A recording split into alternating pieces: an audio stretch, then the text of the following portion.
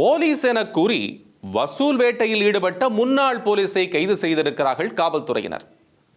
வடிவேலுவின் encounter Ekambaram பாணியில் கெத்து காட்டியவர் சிக்கியது எப்படி? பார்க்கலாம் விரிவாக.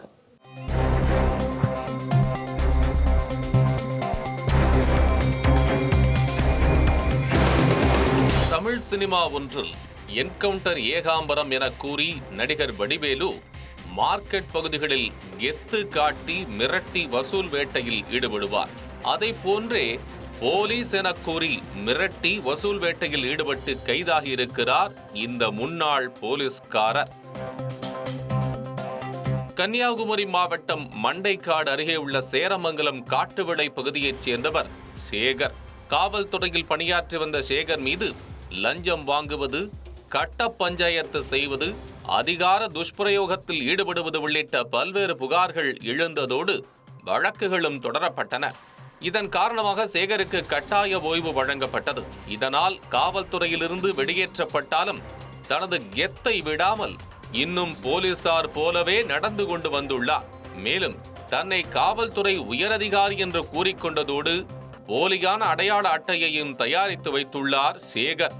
அதனை காட்டி பல்வேறு இடங்களில் மிரட்டி வசூல் வேட்டையில் ஈடுபடுவது, பொருட்களை வாங்கிச் செல்வது என்று ஈடுபட்டு வந்திருக்கிறார்.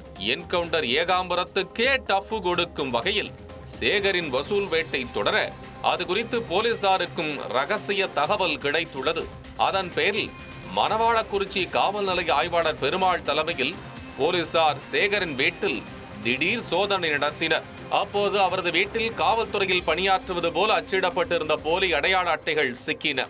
எஸ்ஐ சீருடையில் ஒரு புகைப்படம், தமிழ்நாடு ரயில்வே போலீசில் பணியாற்றுவது போல் மாற்று பெயருடன் கூடிய ஒரு அடையாள அட்டை மற்றும் தமிழ்நாடு காவல்துறையில் பணியாற்றுவது போல் மேலும் 2 அடையாள அட்டைகளும் கண்டுபிடிக்கப்பட்டன.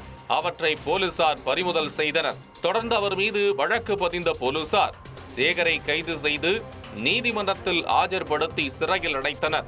பணியில் இருக்கும் போலீசார் தான் போக்சோ குற்றங்களிலும் வசூல் வேட்டைகளிலும் ஈடுபடுவதாக கைதாகி வரும் நிலையில் காவல்துறையிலிருந்து வெளியேற்றப்பட்ட முன்னாள் காவலரும் அடாவடியில் ஈடுபட்டு கைதாகி இருப்பது பரபரப்பை ஏற்படுத்தி இருக்கிறது.